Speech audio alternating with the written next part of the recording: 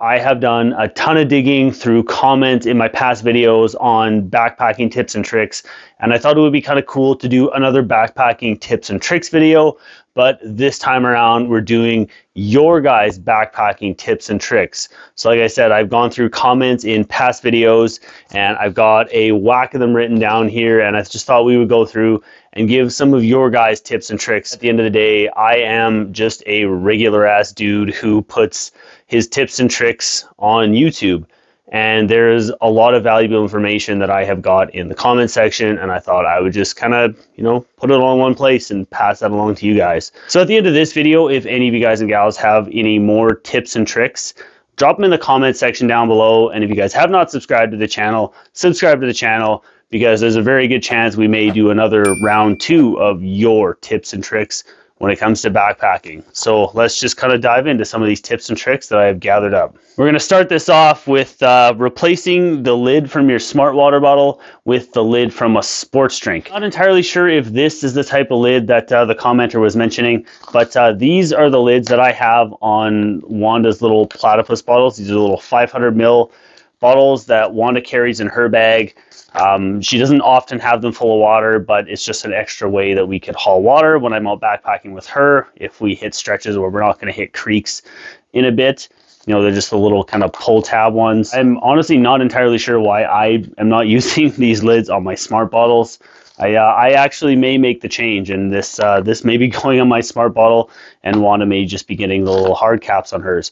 Awesome little idea, just replacing the lid from your smart bottle, just something a little quicker, easier to drink from. You're not having to unscrew the cap and deal with the cap while you're out hiking on trail. Awesome idea. The next tip is sticking with smart bottles, and it's just taking the lid of your smart bottle, roughing it up with a little bit of sandpaper, and then painting the lid of your smart bottle with some kind of bright colored paint, or in this case they mentioned specifically nail polish, some kind of bright colored, just something bright colored to cover the lid of your smart bottle. So if you're filling it at a creek and you put it down on the ground, you're more likely to be able to see it and not misplace it out in the backcountry.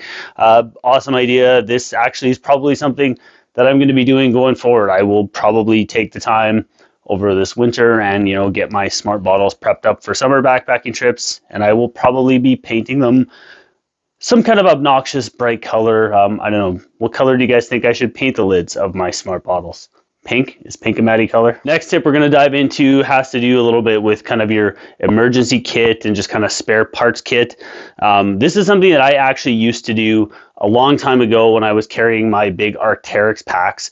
I was very fortunate that the Arc'teryx packs actually have a spare hip belt buckle built in. The lid on my Arc'teryx pack comes off, and it actually kind of turns into like a pseudo fanny pack. There's little straps that come out the bottom of it. Luckily, I've never had to use that spare hip belt buckle, but if it's a concern to you, maybe picking up a spare buckle, just throwing it in your pack. I know a lot of people do this. It may not be a thing for the ultralight backpackers out there. There's definitely lighter options out there to kind of repair a buckle or whatnot, like carrying zip ties and stuff like that. But carrying a spare buckle is definitely not a terrible idea. The next tip is still sticking with kind of the repair kit and spare parts and whatnot. Wrapping duct tape or your Luco tape around either a Bic lighter or around your trekking pole. I know my good buddy Devin loves this one. He's got a nice little wrap of black Gorilla tape on his trekking pole, and I think he was talking about doing a little bit of Luco tape as well going forward, but definitely an awesome idea. Keeps it handy. I know from hiking with Devin through numerous rainstorms, the Gorilla tape tends to hold up pretty well. I always thought that, keeping the duct tape out and having it exposed to the elements, as soon as it rains, your tape is just going to be useless, but the Gorilla tape definitely holds up, so it may not be a bad idea if you're looking for a way to carry some tape. You don't want to just have this bulk of tape sitting in your pack. Maybe wrap it around your lighter like the commenters mentioned, or around your trekking pole. Next up on the list, blaze it, don't be ashamed. That's a direct quote. That was the entire comment that was left, and if you know, spark them if you got them. Next tip is about getting into cold weather camping.